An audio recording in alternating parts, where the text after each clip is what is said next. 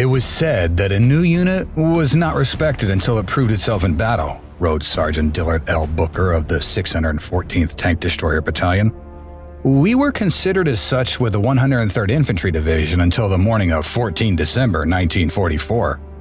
Writing about his experiences after the Second World War, it is obvious that he and the other soldiers of his battalion had fought, and few people questioned the fighting abilities of the 614th Tank Destroyer Battalion. However, as Sergeant Booker writes, there was a time when the answer wasn't so obvious. The 614th TD was a segregated unit, staffed by only Black American soldiers, and it was even doubted if this unit would ever reach the front line. You see, white American people, including the men of the 103rd Infantry Division, questioned if Black Americans could fight. The Battle of Climbach on 14 December 1944 answered that question definitively, reflecting the highest traditions of the armed forces of the United States. In 1940, the German forces were sweeping across Europe. In rapid order, several countries were conquered: Denmark, Norway, Belgium, the Netherlands, Luxembourg, and even France. The Germans achieved their success due to their new doctrine. They used combined arm tactics and new weapons which focused on the mobility of the tank rather than the common foot soldier. Thus, tank forces would push ahead, while the artillery and infantry dealt with any bypass points of resistance. Through this strategy, which the Allied press dubbed Blitzkrieg, the German forces managed to conquer large parts of Europe. The American military saw these developments and searched for a way to counter this. They tasked Lieutenant Colonel Andrew D. Bruce with developing an appropriate answer against this threat. However, the threat was misidentified. Rather than understanding that the combined arms approach and the mobility were essential for the German success, the threat was perceived as the German tanks themselves and massive tank assaults. Based upon this misrepresentation of the situation, the American forces developed an unrealistic doctrine as well as inefficient weapons. The first time the tank destroyers were in combat, several problems were revealed. The tank destroyers were less effective than anticipated, and the weapons they fought with, such as the M3 gun motor carriage and the M10 gun motor carriage, were unsuited for the environment.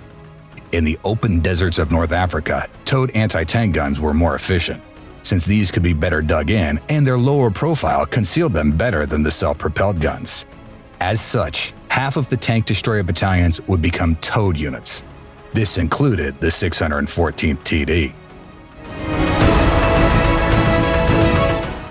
Before the Second World War, the American military was segregated. White Americans served in white units, while Black Americans served in black outfits. Black units existed in the infantry, artillery, and in the cavalry. When the tank destroyers were established as a separate service, a proportionate amount of units would be created for Black Americans. Out of the 106 tank destroyer battalions, which were created by the American Army during the Second World War, there were 11 segregated battalions.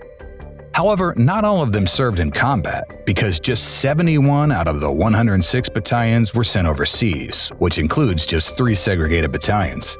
This means that out of the 35 battalions that were deactivated, 8 of them were Black. As Booker remarked earlier, a new unit was not respected until it proved itself in battle, but many Black American units never reached the front line. The 614th Tank Destroyer Battalion was one of the units that did make it. The 614th TD was activated on 25 July 1942 at Camp Carson, Colorado. The battalion trained with an M3 gun motor carriage and was later stationed at Camp Hood. On 17 July 1943, the unit was converted to a towed battalion fighting with the 3-inch gun M5. While at Camp Hood, the battalion served as school troops. The soldiers performed scenarios for senior officers or the nearby officers' candidate school. The long time in training and lack of progress also affected the men. As Staff Sergeant Christopher Sturkey remarked about this time kept passing, and according to the papers, we weren't exactly winning the war and could use all the help we could get. But for want of anything else to do with this battle-ready outfit, they made us school troops. We did the problems for the OCS nearby. They would set up tactical problems, and we would then perform like trained SEALs. We did this for so long that I figured the war was over for us. I had been in the Army for 3 years and hadn't moved from Texas, and yet they were fighting and fighting over somewhere. Our battalion commander, Colonel Frank S. Pritchard, was doing everything possible to get us overseas. We were sent on maneuvers in Louisiana and then back to Camp Hood. Again, we played school troops to the OCS. The Pittsburgh Courier was screaming its head off about no black combat troops in action, but by now, I was kind of indifferent about it all. I figured I'd grow into an old man right there in Texas playing war. That changed in December 1943 when the training intensified. After an initial misunderstanding, the battalion had not yet completed its indirect firing exercises. The battalion finally left Camp Hood in August 1944. From there, it would proceed through England towards France. In November 1944, the 614th TD was attached to the 95th Infantry Division and spent a short time with them. A while later, on 7 December 1944, the battalion was attached to the 103rd Infantry Division, also known as the Cactus Division. The white soldiers must have had mixed feelings about this, because as the 614th arrived and began to assemble in the division area, eyeballs of cactus men rolled and a few remarks were dropped and a few chuckles were exchanged. As Sergeant Booker had remarked, the battalion would not be respected until it had proven itself in battle. That would change a week later on 14 December. On 14 December 1944, Task Force Black Shear was assembled. Their purpose was clear: take the strategic town of Climbach, France, which was believed to be lightly defended. To do this, the following forces were assembled: a reinforced infantry company, a platoon of tanks, and to add some extra anti-tank firepower, a platoon of the 614th Tank Destroyer Battalion. For this assignment, 3rd Platoon C Company was chosen. Company commander, 1st Lieutenant Charles L. Thomas, would join them. The task force left early in the morning, and after a short interruption due to hostile artillery, Charles Thomas in his scout car volunteered to drive on point. As Booker recounted about the battle, our half-track slowly ascended the steep winding road leading towards our objective. Captain Thomas's vehicle, M20, got within 1,000 yards of Climbach when it was hit by a mine and simultaneously being hit by an 88 shell fired from a Mark IV tank. With several wounds as the enemy racked the vehicle with machine gun fire, 1st Lieutenant Thomas ordered Lieutenant Mitchell to bring his new guns forward, and at the same time, the infantry deployed to the woods on the right.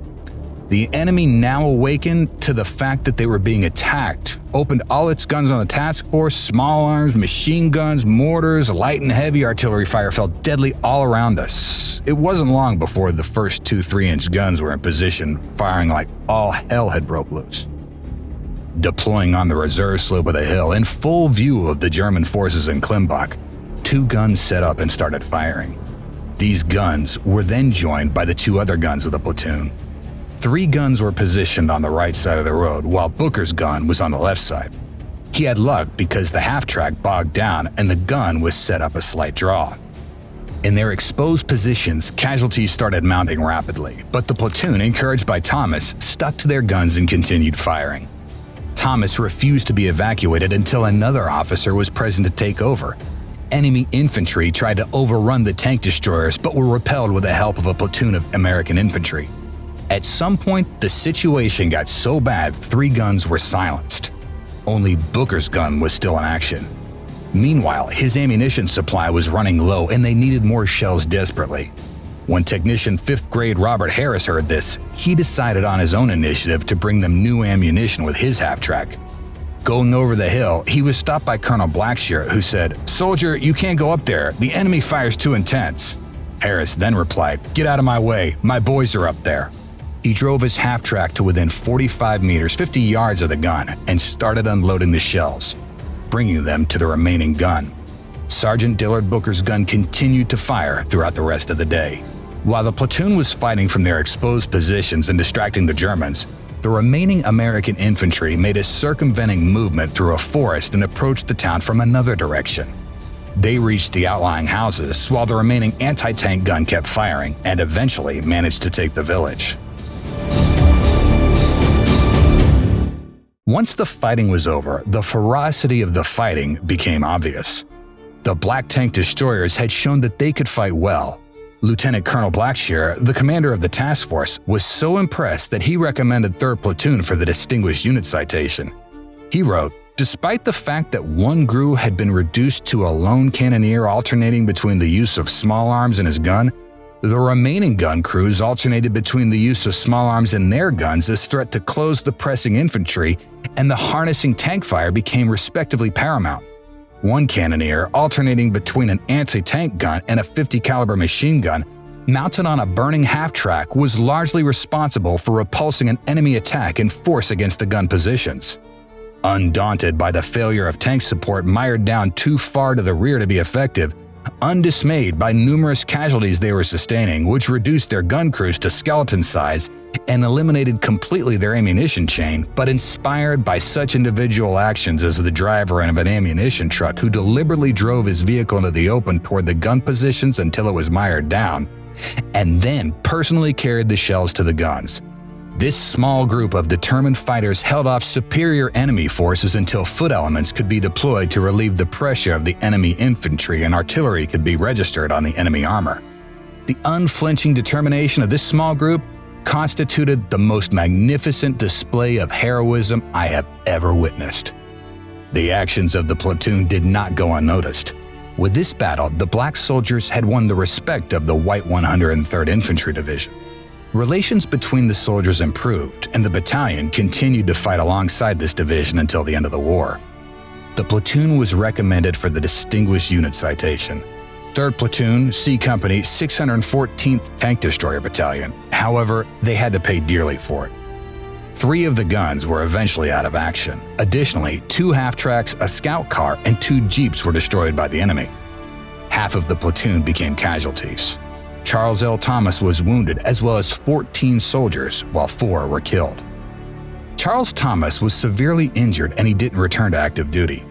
3rd Platoon and the rest of the 614th Tank Destroyer Battalion continued to fight at the front. The unit had won the respect of the 103rd Infantry Division and continued to serve valiantly for the rest of the war. The platoon received several medals for their heroic actions. 3rd Platoon received the Distinguished Unit Citation, now known as the Presidential Unit Citation. 1st Lieutenant Charles Thomas was awarded the Distinguished Service Cross, becoming the 2nd Black American in the Army to receive this award during the Second World War. The platoon also received Silver Star medals and 9 Bronze Star medals for the Battle of Climbach. Although one aspect still lingered after the Second World War, once the fighting had stopped, it became obvious that no Black American had been awarded the Medal of Honor, as it was summed up by the crisis in December 1945.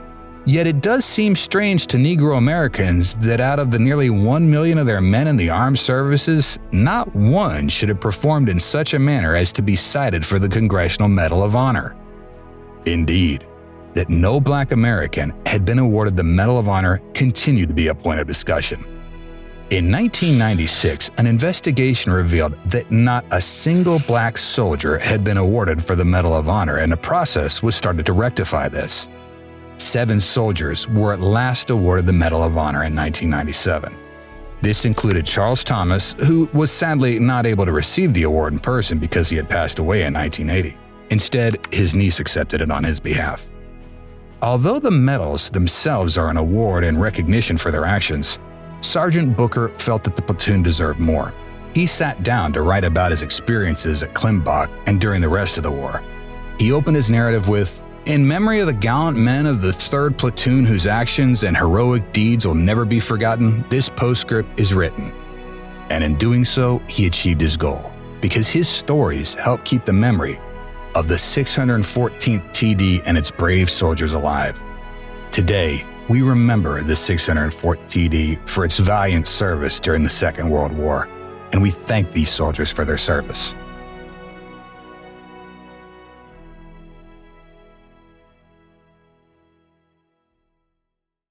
The 3rd Platoon Company C 614th Tank Destroyer Battalion is cited for outstanding performance of duty in action against the enemy on 14 December 1944 in the vicinity of Climbach, France. The 3rd Platoon was an element of a task force whose mission was to storm and capture the strategically important town of Climbach, France, on the approaches to the Siegfried Line. Upon reaching the outskirts of the town, the task force was halted by a terrific hail of fire from an enemy force firmly entrenched in the surrounding woods and hills overlooking the route of approach. The only position available for direct fire upon the enemy was an open field. As the 3rd platoon moved into position, its commander and several men were wounded. Undeterred by a heavy enemy small arms, mortar, and artillery fire, which was now being directed against their position, the men of the 3rd platoon valiantly set up their 3-inch guns and delivered accurate and deadly fire into the enemy positions. Casualties were mounting. 2 of their 4 guns were knocked out. Nevertheless, the remaining crew members heroically assisted in the loading and firing of the other guns. At the height of the battle, enemy infantry converged on the position from the surrounding woods, threatening to wipe out the platoon's position.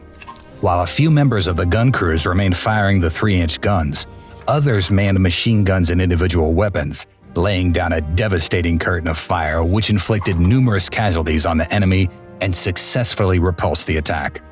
During the firefight, an ammunition shortage developed and gun crews were reduced to skeleton size, one man loading, aiming, and firing, while the other men repeatedly traveled a distance of 50 yards through a hail of mortar and small arms fire to obtain shells from a half-track which had been set on fire by a direct hit from an enemy mortar shell. Heedless of possible injury, men continuously exposed themselves to enemy fire to render first aid to the wounded.